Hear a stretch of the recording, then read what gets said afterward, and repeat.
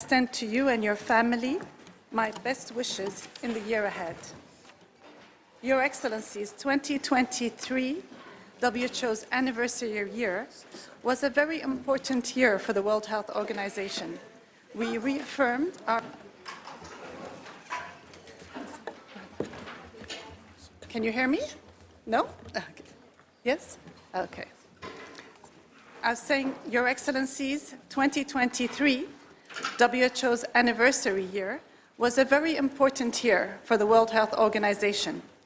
We reaffirmed our commitment and our belief in the importance of the World Health Organization and our commitment to a strong, well-funded and well-governed WHO. 2024 will be an equally important year as we show in action our values and our commitments as we seek to, together, promote and protect the health of all people. In early December, we met in Doha for a retreat which allowed us to review in depth some of the critical issues under our attention at this Executive Board session, including the GPW14, sustainable financing, the negotiations of the pandemic accord, the mechanisms for electing regional directors, and the necessary reforms. These matters are of critical importance to shape the global health agenda and governance of the future. I wish to thank all member states who participated, and I wish to take this opportunity to thank the chairs, vice chairs, and members of the standing committees of the Executive Board for their diligence and commitment to ensuring good governance. Your Excellencies, this session of the Executive Board takes place in a very difficult time for many people around the world. Conflicts are happening in different countries, health facilities are affected and often destroyed, and a number of health professionals have been injured or died. As Executive Board, we held a special session on December 10th to discuss the conflict in Palestine and reached consensus on a resolution requesting, among other issues, to ensure the respect and protection of all medical and humanitarian personnel operating in the area. I wish to extend my hopes and prayers for peace and health in all the different regions that faced conflicts and emergencies. It is my pleasure to welcome all Executive Board members, their alternatives and advisors. I would also like to cordially greet representatives of member states, observers of the United Nations, various United Nations bodies and specialized agencies, other intergovernmental agencies, and non-state actors in official relations with the World Health Organization, whose participation is further evidence of the close relations between the World Health Organization and these organizations. Finally, welcome to our Secretariat colleagues who are following and supporting the deliberations of this meeting. Let us now turn to the consideration of the agenda for this session of the Board. In accordance with the provisions of the Rules of Procedure, the Board has before it this session's provisional agenda contained in documents EB 154/1 and EB 154/1 annotated. In accordance with Rules 8 of the Rules of Procedure of the Executive Board, the officers of the Board met with the Director General on 6 October 2023 to review the draft provisional agenda of the 154th session of the Board that had been circulated to Member States on 28 June 2023. Proposals received from Member States by the deadline of 20th September 2023 were considered, and the provisional agenda was agreed by the officers of the Board. At this time, I would like to propose the deletion of the following agenda items. As I understand, it is not needed. Sub-item 24.4, amendments of the financial regulations and financial rules.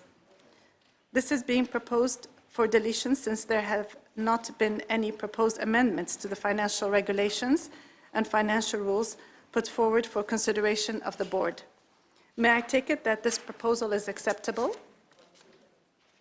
I see no objections. It is so decided. Are there any further comments on the provisional agenda? Switzerland. Switzerland, you have the floor. Merci, Madame. Thank you very much, Madam Chair. And on behalf of the Swiss delegation, since I'm taking the floor for the very first time, I would like to wish you all a very happy New Year. Happy New Year. We're very pleased to be able to work with you all this week. Today's provisional agenda is quite concerning because of its content and its length. There are a multitude of subjects under each item. We no longer are focusing only on health, and we really need to keep to our methods of work in trying to find decisions by consensus. There are too many items on the agenda, and this is why there have been many reforms that have been put forward by member states to try to find a more flexible way of working. We need to review the work of the Bureau in this agenda. Switzerland believes that we need to reinforce the mandate of the members of the Executive Board to be able to streamline all the different meetings, to have more effective management of our debates, focused discussions, and the possibility to look at key issues with necessary due diligence. The proposal of the reforms underway within AMSTAG are in the right direction. The reforms not only concern the Secretary, but also us, member states. We must be more disciplined. We must set our priorities within the spirit of the organization and effectively use the existing committees and bodies. The importance of the GPW is being lost in the number of consultations. As this was highlighted in PBAC session last week, there are many questions that are still pending on the GPW 14 and its implementation, as well as its budget and the allocation of the budget, and this has been postponed to the intersessional period. Us, member states of the organization, are currently unable to find compromises on many different issues. Some decisions that will have to be taken this week are very concerning. There will be supplementary activities that will be put forward this week, which is very worrying. I would like to highlight some positive evolutions. For example, the introduction of issues for really focused debate. The Secretariat needs more orientation from member states on this. We need to continue in this direction to be able to progress the work of the organization, as well as to use the Executive Board as best as possible to prepare the WHA. We must refocus ourselves on the mandate of the organization. We have observed this once again during the last pandemic. This organization is at the heart of all health issues at the international level and must be able to carry out its functions. This is why we need this space for discussion here in Geneva. We need to have dialogue, and we need to be able to reach consensus. Switzerland would like to avoid political deliberations within the UN specialized agencies. In this way, we would like to have sectorial dialogue continue within WHO. We must focus on health. It is our primary mandate. Our delegations will commit ourselves even more in this direction in view of the next WHA. And in fact, we will make a concrete proposal on this in the provisional agenda.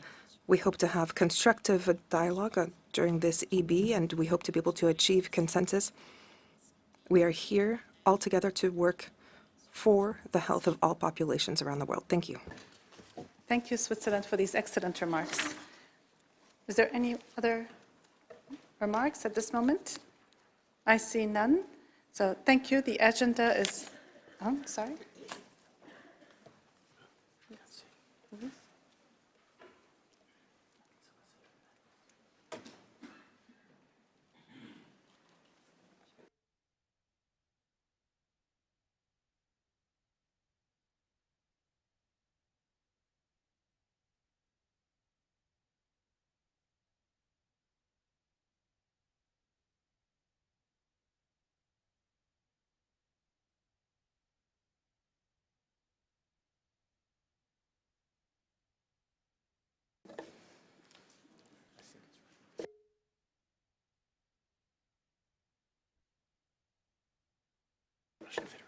Russian Federation, you have the floor.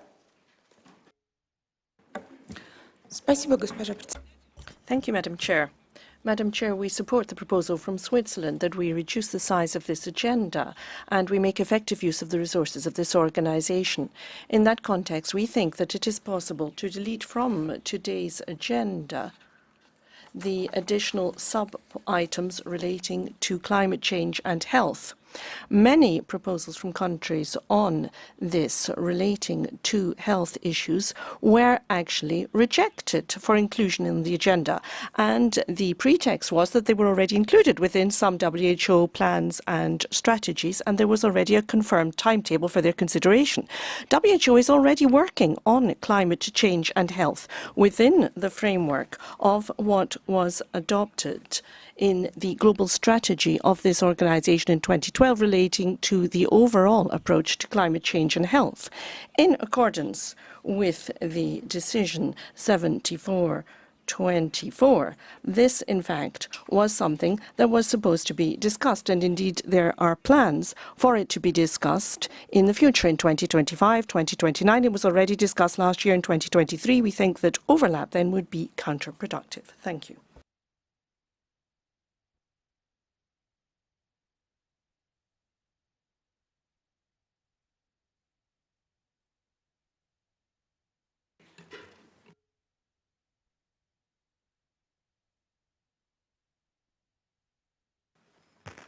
Thank you, Russia. EB members have heard the proposal. Is there any comments on this proposal?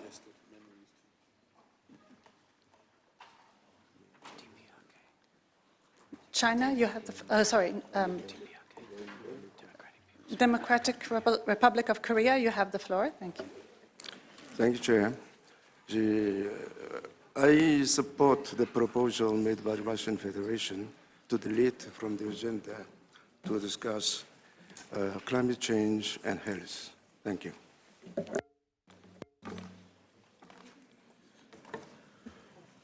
Thank you, Korea. I'd like to ask United States to speak, please. Thank you, Chair, and good morning, everyone. I think we appreciate the proposal offered by Switzerland, and if I heard our dear colleague correctly, I think she was most focused on how we could streamline the agenda to truly make an impact and progress on health-related priorities. In our opinion, climate is a health-related priority, and so we have some concerns about touching on these core issues, in particular given the recent ministerial and other upcoming engagements and efforts in that regard. And so to the degree we can perhaps discuss as a board what qualifies as health or core priorities, especially given the forthcoming GPW versus other issues, I think that would be a productive discussion. Thank you.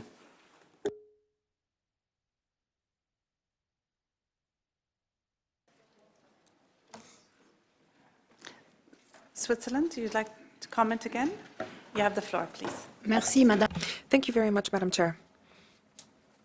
Thank you very much for giving me the floor once again. I apologize for coming back to this topic once again.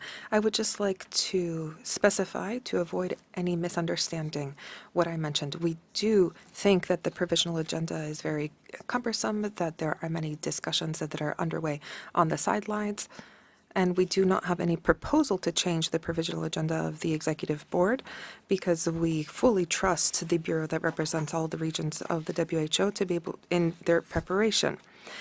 We are convinced that we do not have to reopen it, but we would just like to state from this point forward that we are working on a proposal for the World Health Assembly that will start at the beginning of May. We do think that there are some improvements that need to be made that would be useful for all. There have been many difficulties in our negotiations here at the WHO.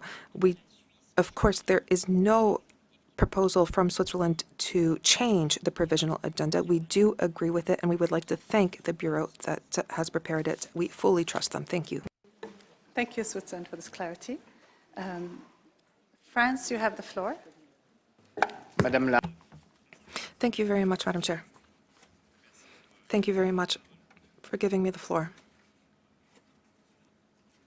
I align myself with the proposals from Switzerland. We agree that we need to have a more streamlined agenda for the future.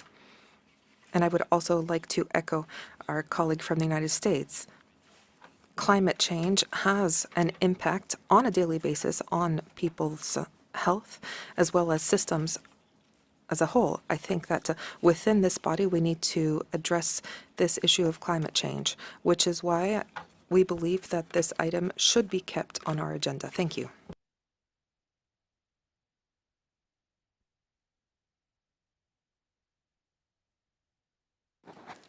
Peru, you have the floor.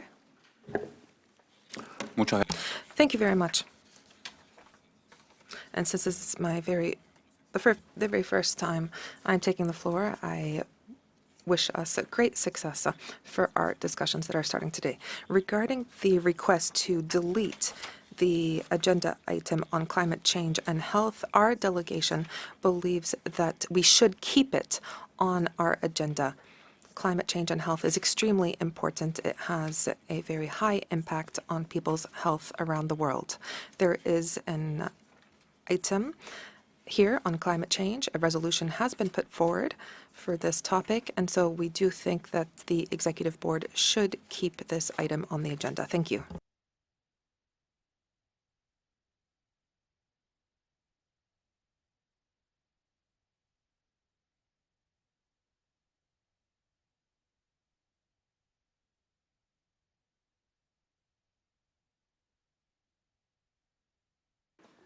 Are there any other view from EB members on the proposal to delete the item on climate change? No. Japan, you have the floor. Thank you, Madam Chair. While we do support the intervention made by Switzerland to streamline the agenda item, and with due respect to the proposals made by the Russian Federation supported by the Democratic Republic of Korea, we would like to see the agenda item climate change be maintained within the agenda item, since it is the climate change and health, not the climate change per se, and it falls within the legitimate jurisdiction of the World Health Organization. Thank you. Thank you, Japan. I give the floor to Australia, followed by Denmark. Thank you, Chair. As you sought additional comments from the board, happy to endorse and support the comments by Switzerland. I think, as you recall, when we had the retreat, we did all spend quite a bit of time thinking about how we manage the agenda, the reforms, and I think that's the appropriate way for us to take this forward. So recognising that there are items on the agenda later that we can do that, I think that's an important process that we need to follow through. In that regards, happy with the agenda as it stands, and I'd echo the comments made by Japan and others that I think there is a close relationship we do need to consider as a premier body for health. Thanks. Thank you, Australia. I give the floor to Denmark, followed by Canada. Thank you, Chair. I would just like to echo our support on the agenda item to maintain the current state, but also to echo our support to Switzerland for the most insightful comments on the agenda going forward. Thank you. Thank you very much, Denmark. I give the floor now to Canada. Thank you, Madam Chair, and good morning, everyone. Just to align ourselves with the intervention made by Switzerland about synergies on the agenda. At the same time, we worked in good faith that climate change and health would remain on the agenda. We would like to see it kept as such. And there are also actually important questions to address which the Secretariat has put forward for this item. So we would like to have the opportunity to discuss. Thank you. Thank you, Canada. I give the floor to Slovakia. Slovakia, you have the Thank you, Madam Chair. Slovakia would like to align also with statement of Switzerland, but also to support holistic approach.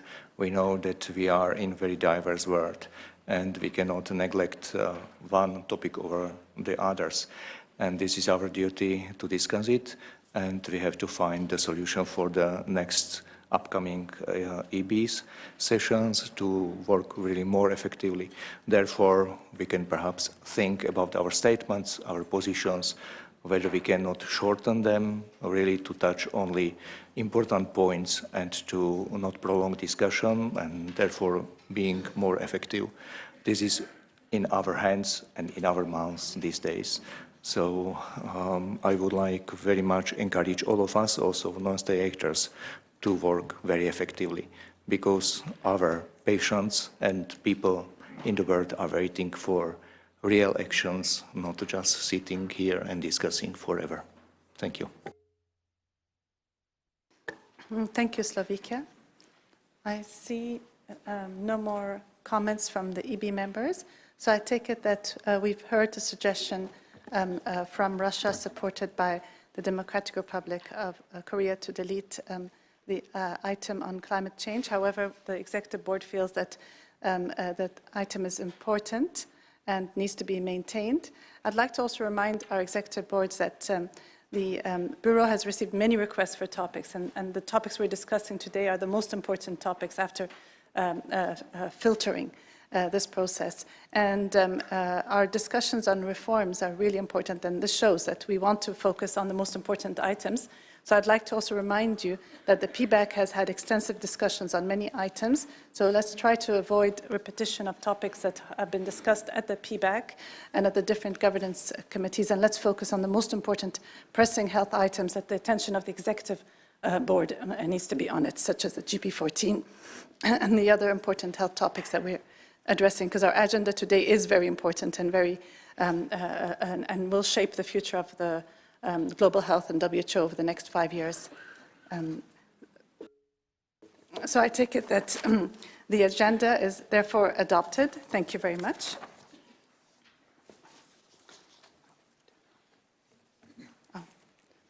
Denmark, you've asked for the floor. Denmark, you have the floor. Thank you, Chair, and thank you for adopting the agenda. Director General, members of the Executive Board, colleagues. The European Union worked closely with the World Health Organization on a wide range of subjects, both within the European Union and on a global level. As agreed in the exchange of letters of 2000 between WHO and the European Commission concerning the consolidation and intensification of cooperation, and without prejudice to any future conclusion of a general agreement between the WHO and the European Union, the European Union delegation attends the meetings of executive boards as an observer. As in previous EB meetings, we asked the Executive Board to kindly agree that the European Unit delegation is also invited to attend and participate without vote in the deliberation of meetings in the committees and subcommittees, drafting groups and subcommissions hereof, addressing matters falling within the Union competences in this 154th session of the Executive Board. Thank you. Thank you, Denmark.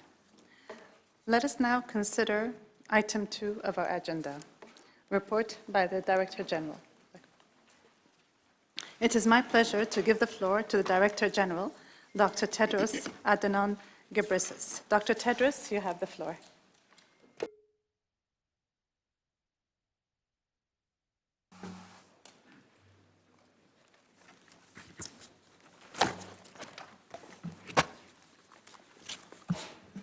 Thank you, Chair.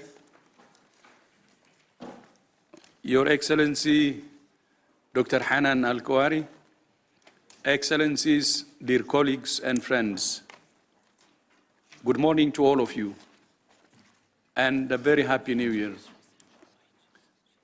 The dawning of a new year gives us the opportunity to look forward with hope and to look back on the year that has been.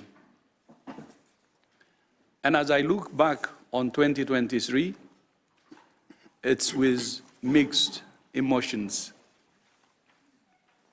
It was a year to celebrate as we marked our 75th anniversary and reflected on the many improvements in human health that we have been part of.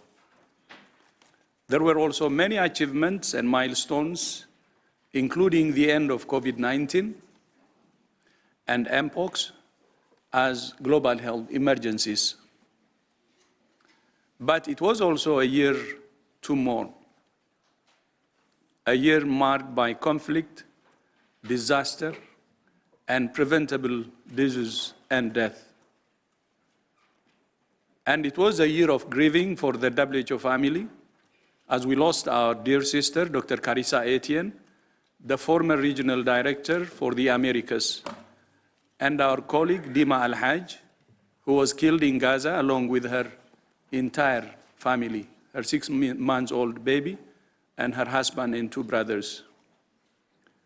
2023 was a reminder of why the work we do is so important and why the world needs a strong, sustainable, effective, efficient, and empowered WHO. And that's why we are here this week. As always, you have a full agenda reflecting the huge range of work of our organization. One of the most important items on your agenda this week is the draft for THIN's General Program of Work. I thank Member States for your engagement in the development of GPW 14. Our aim has been to ensure continuity between GPW 13 and 14 while incorporating lessons from the GPW 13 evaluation and reflecting the realities of our ever-changing world. The three core priorities of GPW 13, healthier populations, universal health coverage, and emergency preparedness and response are reflected in the first three of the 5 Ps, which form the overarching goal of GPW 14 to promote, to provide, and protect health and well-being for all people everywhere. I look forward to our discussion on GPW 14 today as we move towards its finalization and hopefully its adoption at the World Health Assembly. As I do every year, I would like to take a few moments to give you a snapshot of some of the last year's key achievements based on the framework of the 5 Ps. First, promoting health. This includes our shared work to address the root cause of disease in our changing climate, the conditions in which people live and work, and in the products they consume. Tobacco youth is declining in 150 countries, and there are now 19 million fewer smokers globally than there were 2 years ago. On trans fats, bans or limits were based in 6 countries last year and became effective in a further 7. And every year, we support more and more countries to address child wasting and obesity, to encourage breastfeeding, to increase taxes on alcohol, tobacco, or sugary drinks, to regulate marketing of unhealthy products to children, including e-cigarettes, to promote physical activity, and to make our roads safer. On climate change, COP28 was a breakthrough moment with a day dedicated to health for the first time, thanks to the United Arab Emirates. 147 countries signed the COP28 declaration. Donors committed more than $1 billion, and in the final declaration, countries agreed to transition away from fossil fuels, to mention a few. We have also supported more than 50 countries to build climate-resilient and climate-friendly health systems. And with our partners in the quadripartite, we have supported many countries to develop One Health action plans, recognizing that the health of humans, animals, and our environment are closely linked. Now to the second of the 5 Ps, to provide health. By supporting countries in their journey towards universal health coverage based on strong primary health care. This area includes our shared work on strengthening health systems and the services they deliver for maternal and child health and communicable and non-communicable diseases. At the political level, 2023 was a milestone year for UHC, with the second high-level meeting at the UN General Assembly last September. In the lead up to the meeting, WHO and the World Bank published new data showing that half the world's population is not fully covered by essential health services, and that 2 billion people face financial hardships due to out-of-pocket health spending. In the political declaration, countries made more than 50 commitments to progressively expand access to essential health services and to improve financial protection. Indeed, that's what WHO is doing all over the world. Through the UHC partnership, we're supporting 120 countries to advance towards UHC. To support countries to strengthen primary care, we joined a consortium of development banks to launch the Health Impact Investment Platform with funds of 1.5 billion euros. Almost 150 countries requested WHO support to strengthen their health and care workforce, of whom a large majority are women. For example, Benin secured new funding and plans to employ 4,000 more health workers, an increase of almost 25%. And South Africa has committed to creating 97,000 additional jobs for health workers, particularly in underserved and rural communities. And to support nurses and midwives, we have developed a set of basic emergency care tools that has been shown to reduce mortality by up to 43% in a study in hospitals in Nepal, Uganda, and Zambia. 2023 was a productive year in WHO's work supporting access to medicines and other health products. We pre-qualified 136 medicines, vaccines, diagnostics, and other products. We added new medicines for multiple sclerosis, cancer, and cardiovascular conditions to the essential medicines list. And we issued 8 alerts for substandard or falsified medical products. In the Maldives, WHO's novel testing approach enabled health authorities to rapidly detect contaminated pediatric medicines, triggering a global alert and recall that saved lives in 4 regions. We also continue to support member states to strengthen their regulatory systems. We recognize Turkey and Saudi Arabia's regulatory systems as having reached high levels of maturity. The Republic of Korea, Singapore, and Switzerland were the first 3 countries to become WHO-listed regulatory authorities, making them regulators of reference that meet internationally recognized standards and practices. And with WHO leadership, we continue to foster technology transfer and local manufacturing. We also hosted the first global summit on traditional medicine in India to support evidence-based, safe, effective, and sustainable use of traditional, complementary, and integrative medicine. All of this work to strengthen health systems is supporting our work to save lives and improve quality of life across the life course, especially for women and children.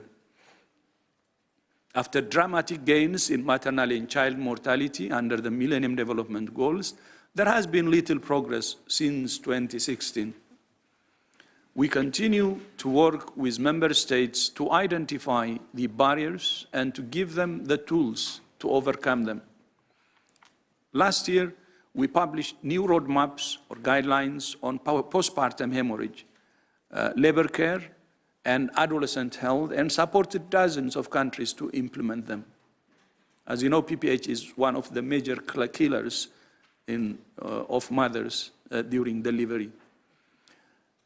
At the other end of life, we supported 18 countries to strengthen care for older people, including new guidelines on lower back pain. On sexual and reproductive health, we supported 23 priority countries to facilitate access to quality survivor-centered services for sexual violence. And 11 more countries introduced the HPV vaccine for cervical cancer last year. One of the biggest disruptions caused by the COVID-19 pandemic was to routine immunization programs in many countries, leading to outbreaks of measles, diphtheria, polio, and yellow fever.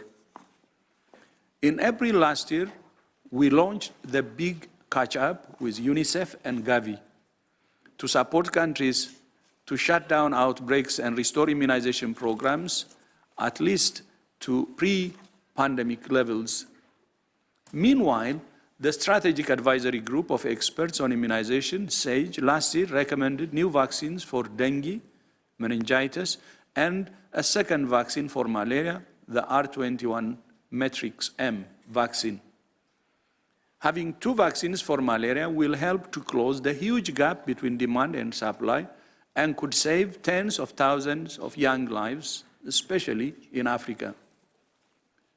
Following WHO's recommendation in 2021 of the RTS-SS malaria vaccine based on successful pilots in Ghana, Kenya, and Malawi, widespread rollout of the vaccine is beginning today in Cameroon. At least 29 countries intend to introduce the vaccine, and 20 have already been approved for Gavi support and plan to roll it out this year. Last year, we also issued new recommendations on a new generation of insecticide-treated nets, and we certified Azerbaijan, Belize, and Tajikistan as malaria-free, and we added Cabo Verde to that list just a couple of weeks ago. On tuberculosis, more than 7.5 million people with TB received access to diagnosis and treatment in 2022, the most since we began monitoring almost 30 years ago. In addition, the UN General Assembly high-level meeting agreed new targets to end TB, and we launched the TB Vaccine Accelerator Council to facilitate the development, licensing, and equitable use of new TB vaccines. On HIV, more than 75% of people living with HIV globally are now receiving antiretroviral therapy, and almost all of those on treatment are achieving viral suppression, which means they cannot infect others. We're now beginning to see a path towards the SDG target of ending the HIV pandemic. Australia became the first country to announce that it's close to the virtual elimination of HIV transmission in inner Sydney. And in Zimbabwe, integrating services for HIV and sexual and reproductive health led to 7 times more women being screened for HIV and sexually transmitted infections. Meanwhile, on hepatitis, Egypt became the first country to achieve gold tier status on the path to elimination of hepatitis 3. This is a historic milestone. On neglected tropical diseases, Benin, Iraq, and Mali eliminated trachoma, Ghana eliminated African trypanosomiasis, and Lao PDR and Bangladesh eliminated lymphatic filariasis. Bangladesh also became the first country in the world to eliminate visceral leishmaniasis thanks to a collaboration between many partners, including WHO and the Special Program for Research and Training in Tropical Diseases. Meanwhile, we continue to intensify our efforts to eradicate polio. Last year, 6 cases of wild poliovirus were reported in Pakistan and 6 in Afghanistan, the second lowest number of cases reported in a calendar year. Our target is to interrupt transmission of wild poliovirus this year, and I hope that will be the case. We're also deploying a new vaccine for poliovirus type 2 to reduce the risk of outbreaks of vaccine-derived poliovirus. There is also much to be proud of in our work on non-communicable diseases. Last year, we supported more than 80 countries to integrate services for NCDs into their health systems. For example, in Ethiopia, we supported strengthening of screening, diagnosis, and treatment in 85 health facilities across 7 regions. On hypertension, 10 new countries implemented the HEARTS package. The Global Initiative for Childhood Cancer provided technical and financial support in more than 70 countries in partnership with St. Jude. We supported 9 countries to expand access to mental health services for almost 20 million more people. And at least 45 countries have made progress in addressing the unmet health needs of migrants and refugees from Bulgaria to Cambodia to Jordan. Meanwhile, we continue to support countries to respond to the crisis of antimicrobial resistance.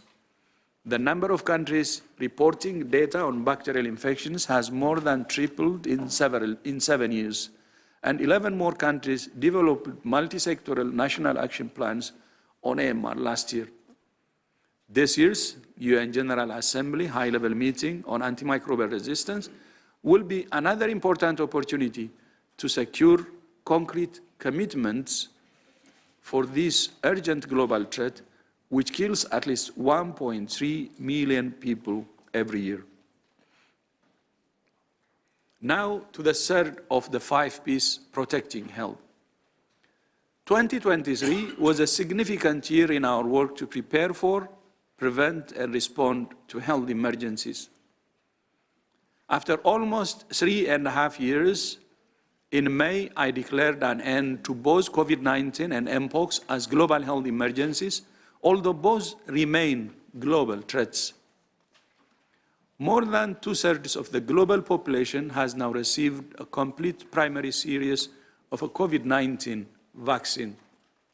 COVAX, which closed at the end of last year, played a vital role, delivering nearly 2 billion doses and saving an estimated 2.7 million lives in lower-income countries. We continue to urge all member states to maintain and reinforce the capacities they built during the pandemic as part of their commitment to preparedness for future emergencies. Meanwhile, there were many other crises demanding our attention last year.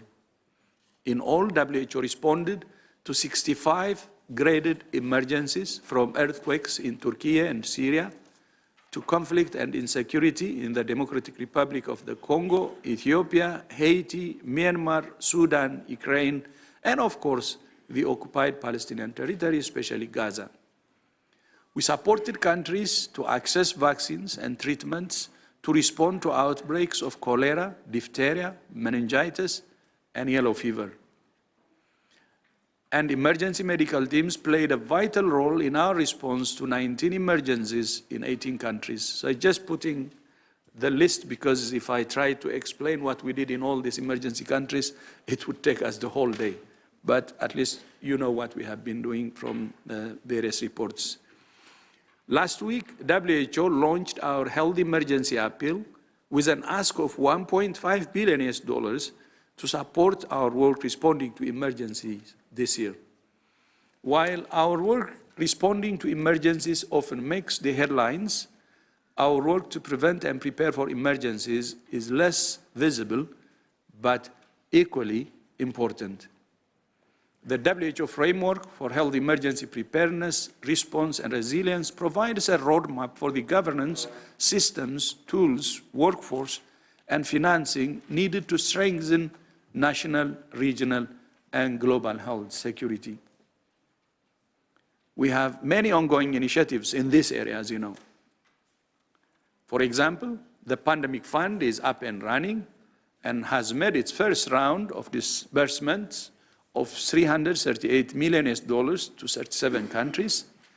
The second round is now underway with funding of $500 million. We are also making progress on the interim mechanism of medical countermeasures, the Global Health Emergency Core, the Universal Health and Preparedness Review, the International Pathogen Surveillance Network, the WHO BioHub system, the mRNA Technology Transfer Hub, the WHO Hub for Pandemic and Epidemic Intelligence, and the Preparedness and Resilience for Emerging Threats Initiative. More than 10 initiatives, actually, based on our experience during this COVID pandemic. I cannot go into details explaining all of these initiatives, but I know will help the world. When we implement all these initiatives, the world will be better prepared. At the political level, world leaders at the UN General Assembly high-level meeting agreed a strong political declaration, including a commitment to include negotiations on the pandemic agreement and amendments to the international health regulations by May this year. But I must say, I'm concerned that member states may not meet that commitment. Time is very short, and there are several outstanding issues that remain to be resolved. In my view, a failure to deliver the pandemic agreement and the IHR amendments will be a missed opportunity for which future generations may not forgive us. It will take courage and it will take compromise from our side. You will not reach consensus if everyone remains entrenched in their positions. Everyone will have to give something or no one will get anything. I urge all member states to work with urgency and purpose to reach consensus on a strong agreement that will help to protect our children and grandchildren from future pandemics. And I would like to use this opportunity to thank the two co-chairs and the Bureau members for their leadership in IMB and IHR. Excellencies, dear colleagues and friends, to promote, provide, and protect health is the overarching goal of GPW 14. Those three core priorities are supported by the fourth and fifth piece, to power and perform for health. Powering health is about harnessing the power of science, research, digital technologies, data, and communications to support countries most effectively to accelerate towards the SDG targets. In 2023, we supported 50 countries with a delivery for impact approach, which is a relentless, systematic, and data-driven approach to implementation and deliver result. For example, Madagascar is using this approach to prevent lymphatic filariasis. And with a delivery for impact approach, Vietnam is on the course to reduce tobacco use among men from 44% now to 33% by 2025. The World Health Data Hub now includes the largest inequality and mortality database and tailored country data profiles. By the way, we are having now in WHO for the first time from fragmented data into one data lake. More than 120 countries have now implemented ICD-11, which now includes a second module on traditional medicine. 2023 was also a significant year in our work, supporting countries to harness the power of digital technologies and artificial intelligence for health. We launched the Global Digital Health Certification Network, the Global Initiative on Digital Health, and we issued guidance on regulation of artificial intelligence for health. The Council on the Economics of Health for All delivered its final report, and in October this year, the WHO Academy campus in Lyon will open, marking the start of a new era, and I thank France for its continued support.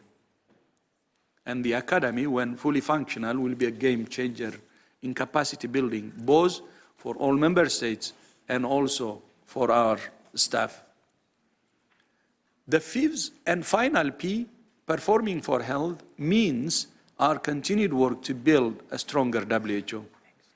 This builds on the 7 pillars of the transformation, which we began 6.5 years ago to strengthen our strategy, operating model, processes, partnerships, financing, workforce, and culture. We're continuing to make progress in each of these areas. We're rolling out our new enterprise resource management system, the BMS, that's going to be replacing the current system. Our new supply chain strategy is enabling us to preposition supplies to respond to emergencies more effectively. We have cut recruitment time by 40% in 4 years. We're implementing a new system for contracting staff. We're improving access to mental health care for our employees. We have achieved overall gender equality and increased equality at the higher grades. We launched the WHO Youth Council, the Civil Society Commission, and improved the way we consult with non-state actors. And we continue to build a new approach to financing that's more sustainable and predictable. I thank Member States for the substantial progress you have already made in implementing the recommendations of the Member State Working Group on Sustainable Financing. One of the Working Group's key recommendations is the idea of an investment round, which the World Health Assembly endorsed last year. and which is before you for consideration this week. The objective of the investment round is to fund the 14th General Program of Work, to increase the predictability and flexibility of funding, and to eliminate the pockets of poverty that have been so problematic in the past. I thank all member states for your constructive engagement on the investment round to date, and I look forward to our discussion, and I hope to your approval. I would also like to use this opportunity to thank Biyun Kumel for chairing the sustainable financing and the recommendations, as you remember, for assessed contribution and investment round were made under his leadership. So vielen Dank, Biyun. Of course, we well understand that member states expect a return for their investment in the shape of a more effective and efficient WHO, a WHO that delivers a measurable impact. And so you should, and we remain committed to delivering the changes you asked for through the Agile Member States Task Group, and to which we have committed through the Secretariat Implementation Plan and on reform. That's AMSTG and SIP. That includes our commitment to making zero tolerance for any form of sexual misconduct a reality. In DRC, we have provided 1 year of support for victims based on the UN standard, but we recognize that may not be enough for some women, so we're extending support on a case-by-case basis. One of my main priorities this year is to strengthen our country offices in a way that has never been done before. Just over a year ago, we established the Action for Results Group, made up of WHO representatives from all 6 regions, to develop a plan for achieving that goal.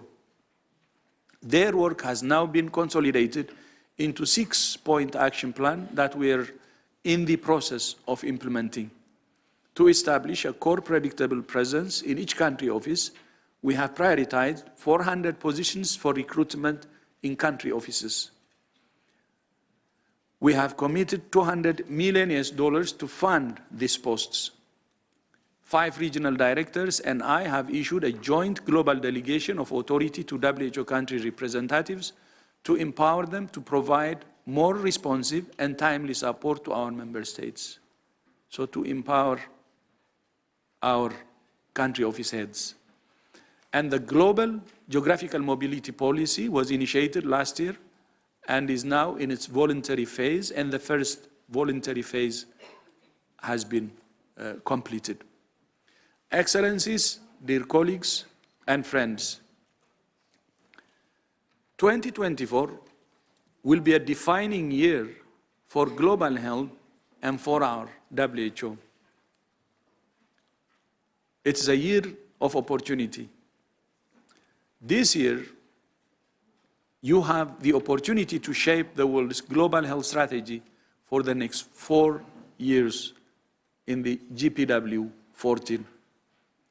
This year, you have the opportunity to shape the future of health emergencies through the pandemic agreement and the amendments to the IHR.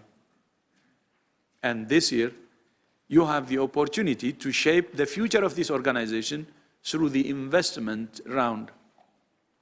These are 3 big tasks.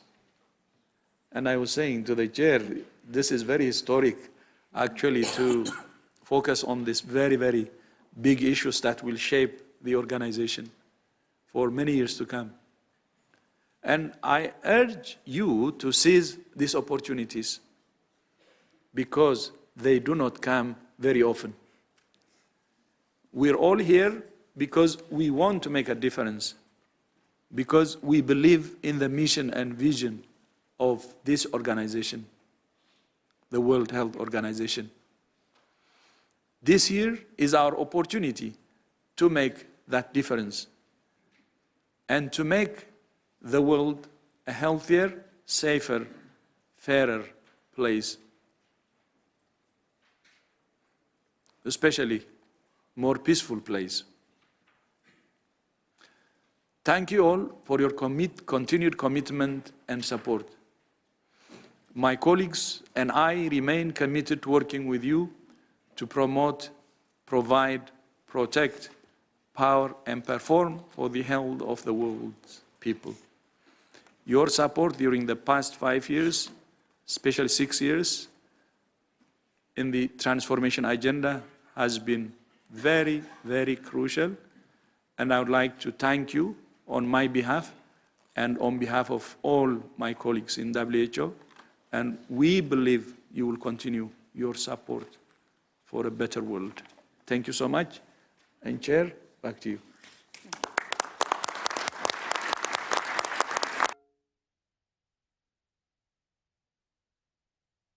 Can I take one? Maybe one apology. Normally, when I address the